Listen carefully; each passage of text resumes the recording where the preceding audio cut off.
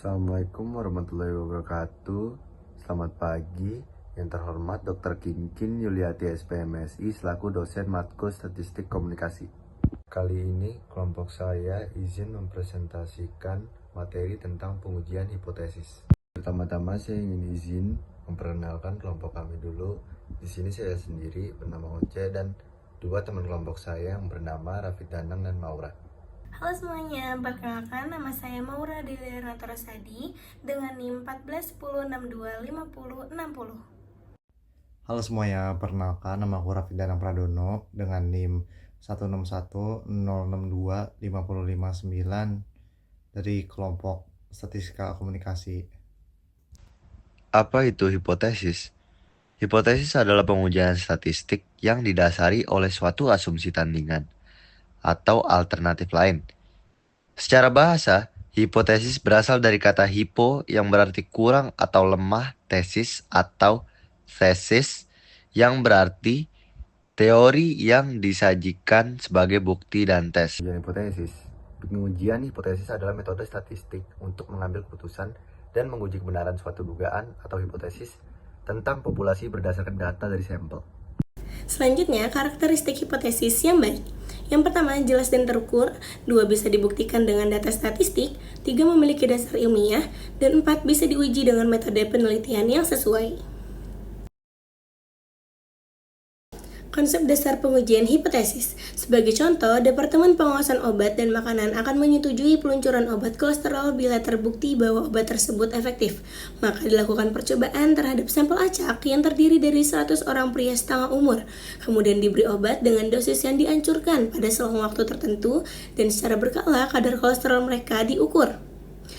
Dari ilustrasi di atas, pemerintah harus memutuskan satu dari dua alternatif, yaitu yang pertama, batalkan dan membutuhkan penelitian lanjutan. Yang kedua, menyetujui peluncuran obat baru untuk umum. Apa sih perbedaan hipotesis nol dan hipotesis alternatif? Sejalan dengan dua macam kemungkinan keputusan pemerintah, ada dua macam hipotesis dalam hal ini, yaitu yang pertama, obat tidak efektif, disebut hipotesis nol atau HO, karena menandakan adanya status quo, yakni karena hasil pengujian tidak memenuhi standar yang telah ditentukan. Yang kedua, ada obat efektif, disebut dengan hipotesis alternatif atau HA, karena merupakan alternatif dari status quo yang sebetulnya memang diharapkan. Selanjutnya adalah langkah-langkah pengujian hipotesis. Yang pertama, merumuskan hipotesis. Contoh, H0, tidak ada pengaruh penggunaan media sosial terhadap produktivitas belajar mahasiswa. Selanjutnya ada hipotesis alternatif.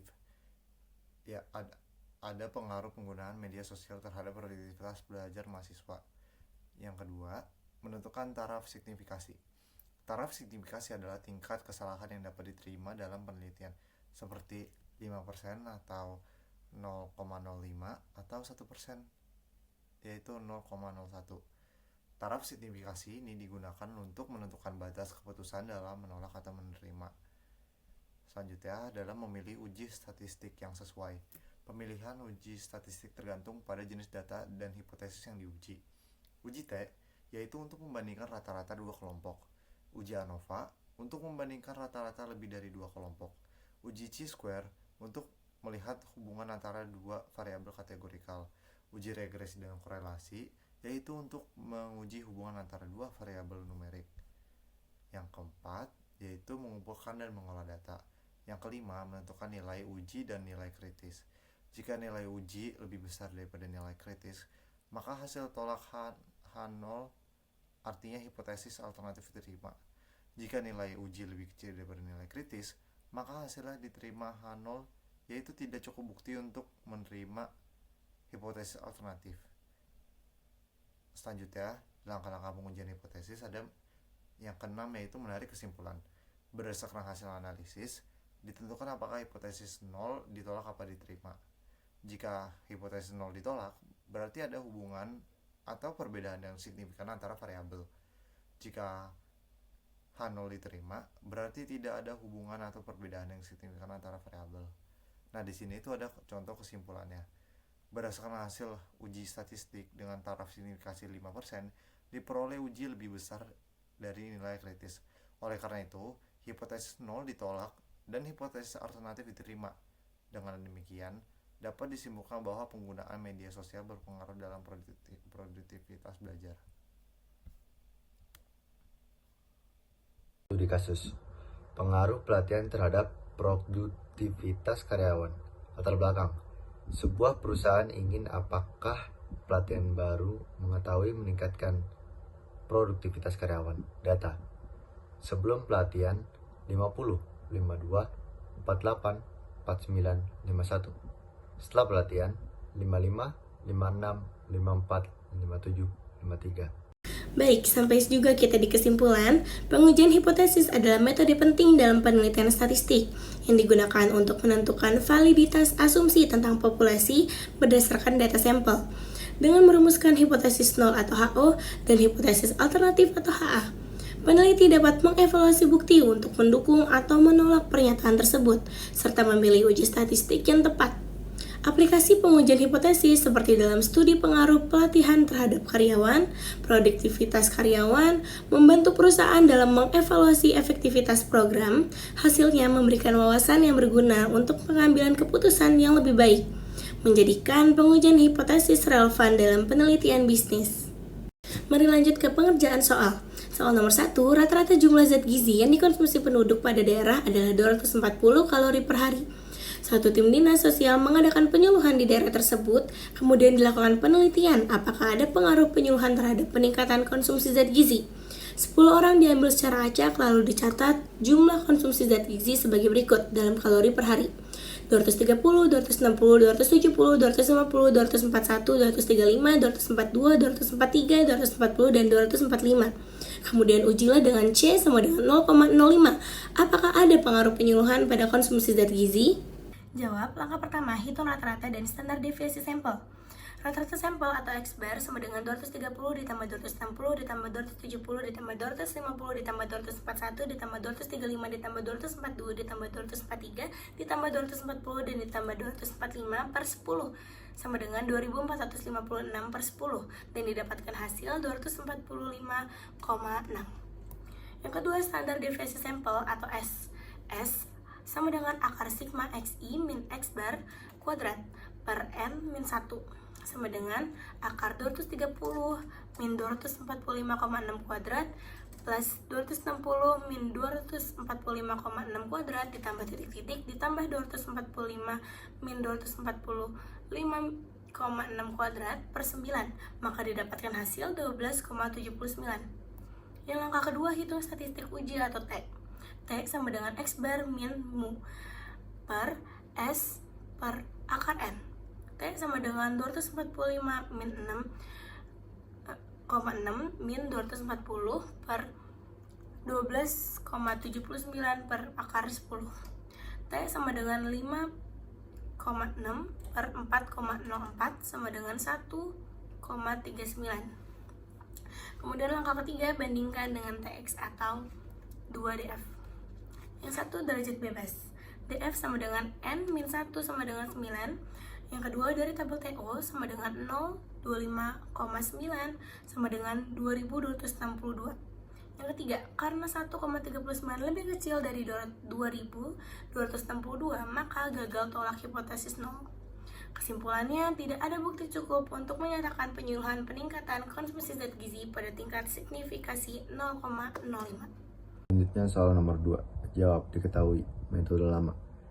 N1 sama dengan 25, X bar 1 sama dengan 3 jam per unit, akar 1 sama dengan 0,5 jam per unit.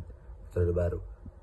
N1 sama dengan 20, X bar 1 sama dengan 3,2 jam per unit, akar 1 sama dengan 0,45 jam per unit. Selanjutnya, di sini ada soal nomor 3.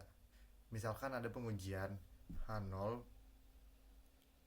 banding M sama dengan 20 dan H alternatif banding M lebih kecil dari 20.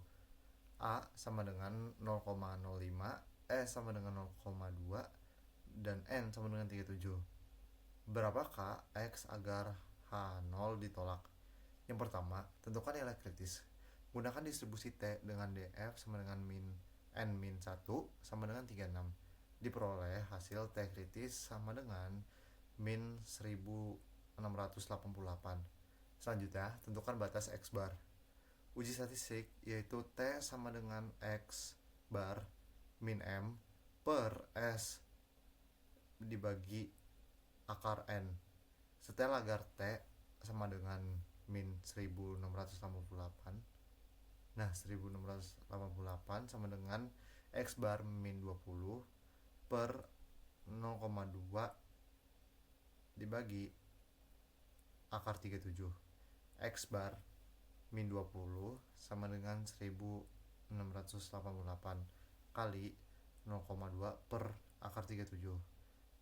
Selanjutnya X bar min 20 sama dengan min 0,0556. X bar sama dengan 19.944. Kesimpulan, agar H0 ditolak, nilai X bar harus kurang dari 19.944. Lanjut ke soal nomor 4. Sales manager suatu perusahaan otomotif menyatakan mobil mereka hemat bahan bakar dengan konsumsi melebihi 30 km per galon. Suatu penelitian dilakukan pada produk mereka dengan mengambil sampel acak 32 mobil. Ternyata rata-rata konsumsinya 33 km per galon dengan standar deviasi 2 km per galon. Dengan melakukan pengujian hipotesis A sama dengan 0,1, bagaimana tanggapan Anda pada pernyataan sales manager tersebut? Jawab. Langkah pertama, hitung statistik uji atau Z-score. Z sama dengan X bar min M per 6 akar N. Z sama dengan 33 min 30 per 2. Z sama dengan 3 per 2 per 5,6569 sama dengan Z sama dengan 3 per 0,3536, didapatkan hasil 8,49. Langkah kedua, bandingkan dengan nilai kritis.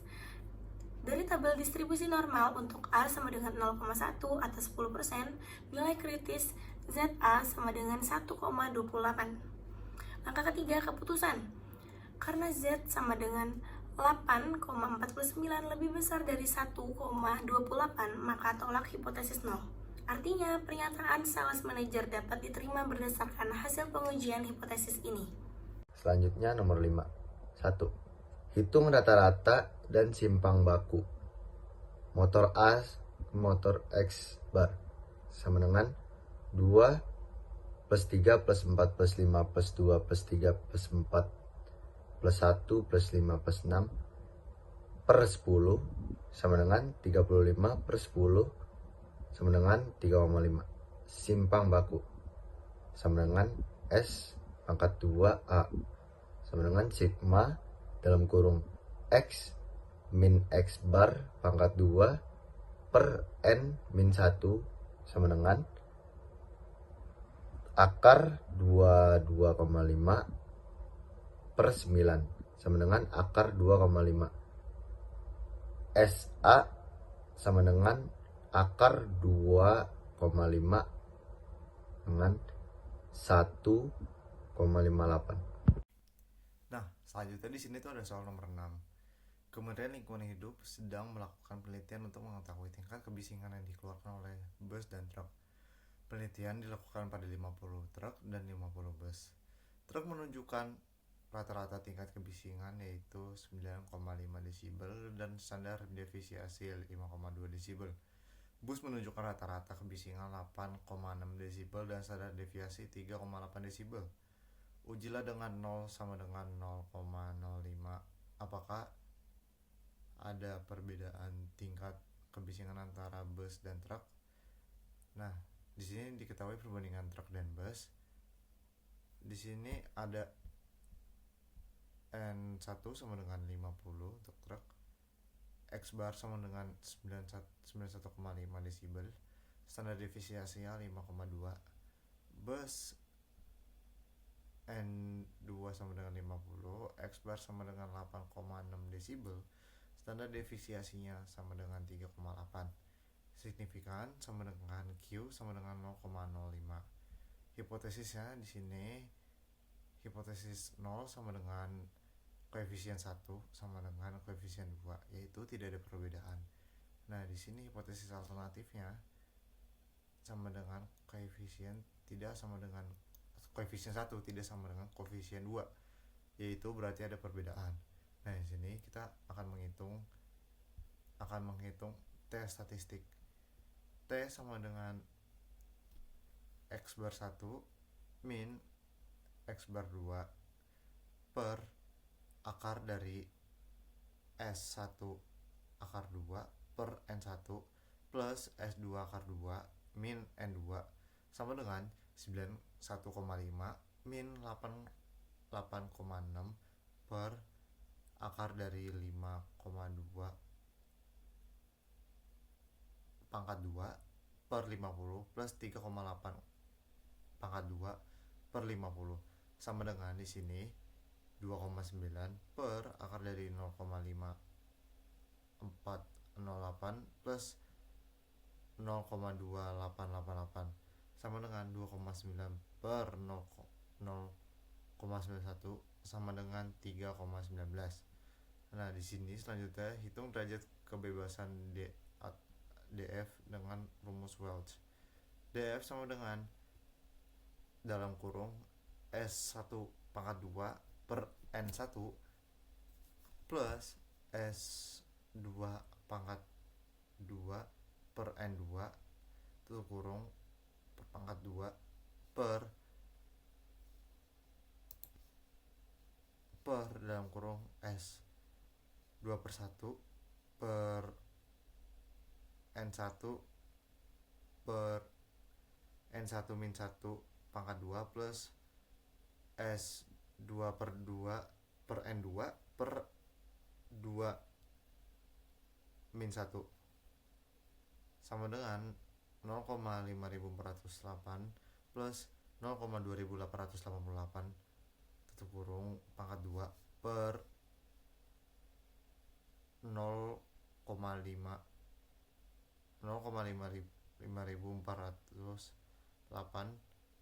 per 49 pangkat 2 plus 0,2888 per 49 pangkat 2. Nah, sama dengan 0,8296 pangkat 2 per 0,2925 per 49 plus 0,0834 per 49 sama dengan di sini hasilnya 0,6883 per 0,000767 vektor 89,74. Nah, di sini nilai kritisnya yaitu untuk A sama dengan 0,05, uji dua sisi, dan DF 90. Nilai kritis T 0,025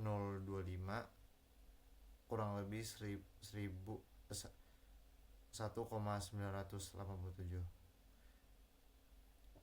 Nah, di sini keputusannya karena T sama dengan 3,9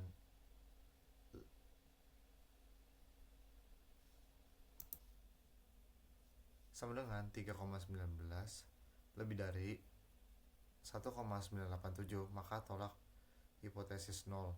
Jadi kesimpulannya ada perbedaan signifikan antara tingkat kebisingan bus dan truk pada tingkat signifikasi yaitu 5%.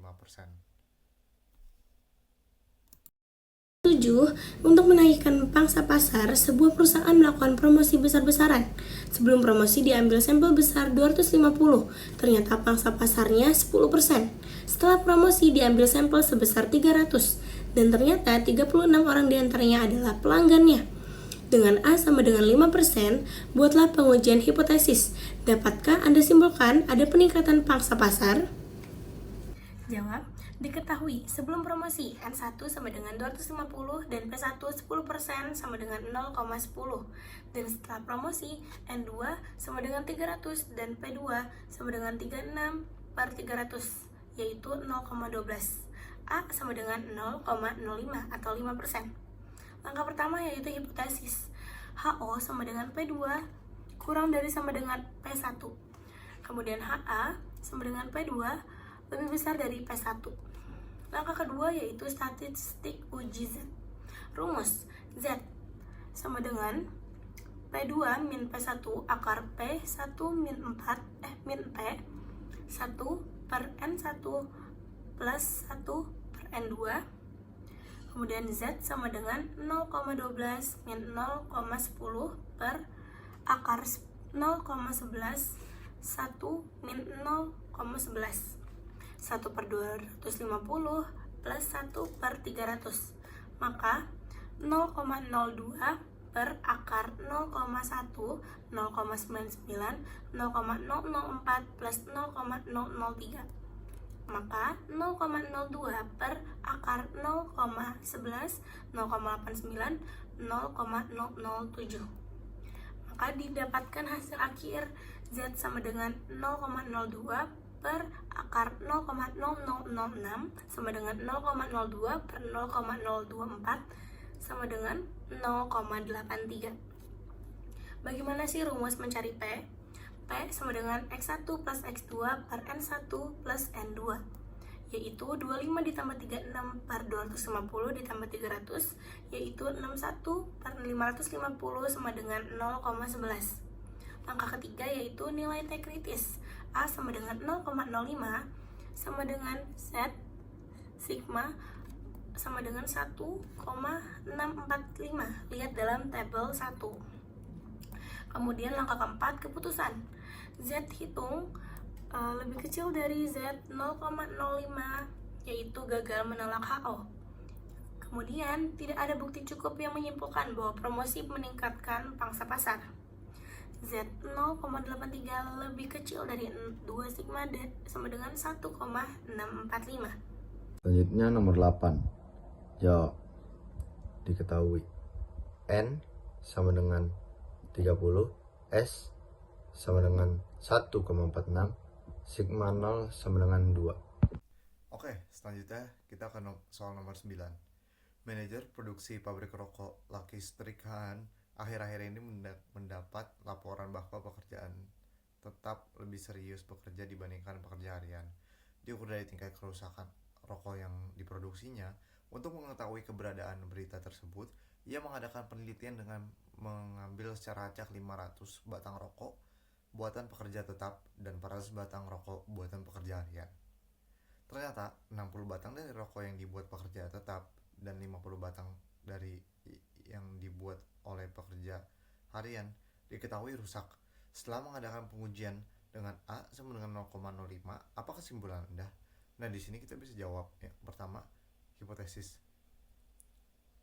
H0 tidak ada perbedaan tingkat perusahaan antara rokok yang dibuat oleh pekerja tetap dan pekerja harian.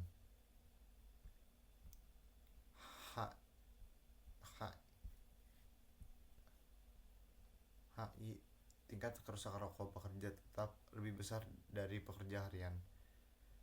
Yang kedua, data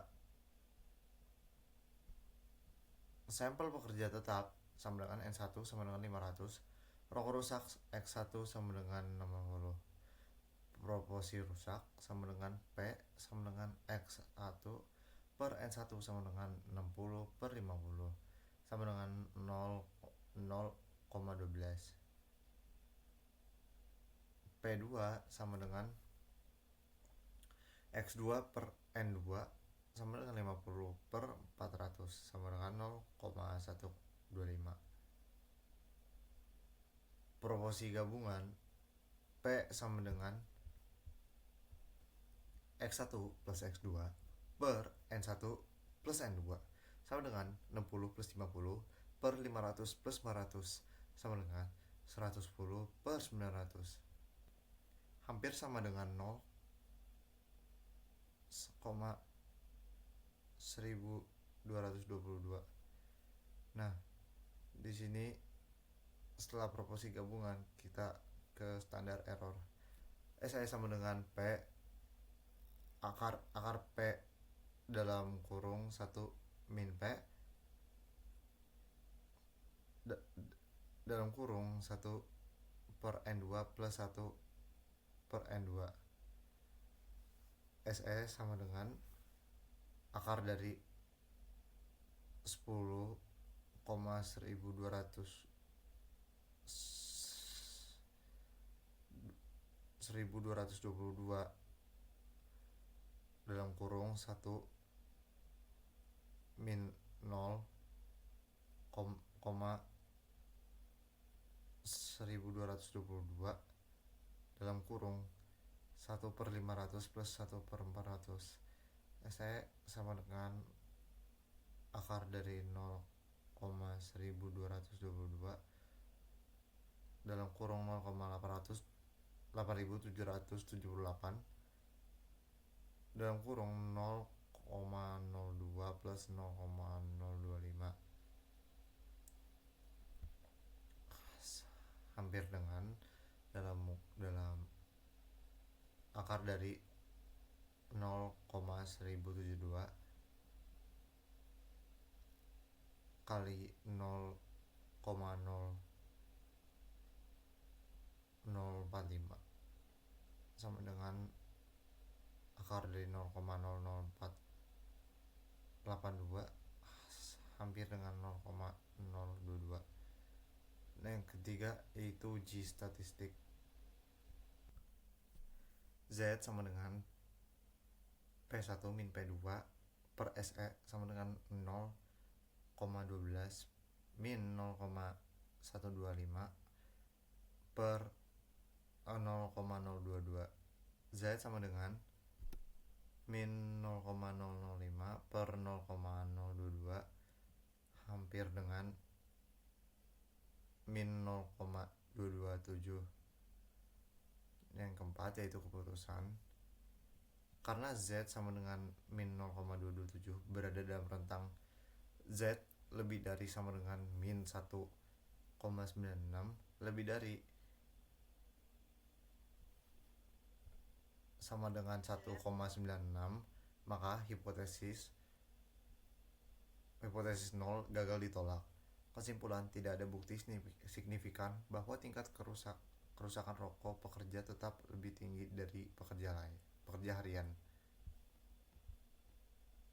Lanjut ke soal nomor 10 atau soal nomor terakhir. Dua orang manajer mempunyai ketidaksesuaian paham pada masalah apakah penduduk kota mempunyai variabilitas seragam yang lebih besar dari pola pembelanjaan dibandingkan penduduk desa. Untuk menguji hal ini, diamati 70 orang penduduk kota dan 60 orang penduduk desa. Ternyata standar deviasi belanja penduduk kota sama dengan 4 hari dan standar deviasi belanja penduduk desa sama dengan 3,5 hari. Dengan mengadakan pengujian A sama dengan 0,05, apa kesimpulan Anda? Jawaban, diketahui penduduk kota N1 sama dengan 70 dan standar deviasinya S1 sama dengan 4. Penduduk desa N2 sama dengan 60, standar deviasinya S2 sama dengan 3,5. Langkah pertama yaitu rasio variansi. F sama dengan S1 kuadrat per S2 kuadrat sama dengan 4 kuadrat per 3,5 kuadrat sama dengan 16 per 12,25, maka 1306. Langkah kedua yaitu nilai kritis. 1. Derajat kebebasan. DF1 sama dengan N1 min 1 sama dengan 69, DF2 sama dengan N2 min 1 sama dengan 59. Yang kedua, dari tabel distribusi F, 69,59 untuk A sama dengan 0,05, nilai krisis F sama dengan 1,47. Langkah ketiga, keputusan. 1. Karena F sama dengan 1,306 lebih kecil dari F kritis sama dengan 1,47, maka hipotesis 0 gagal ditolak. Kesimpulannya, tidak ada bukti signifikan bahwa variansi belanja penduduk kota lebih besar dibandingkan penduduk desa. Oke, mungkin itu saja dari kelompok kami. Semoga presentasi dari kelompok kami ini bisa menambah wawasan teman-teman sekalian.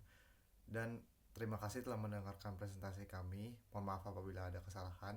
Sekian dari kami. Wassalamualaikum warahmatullahi wabarakatuh.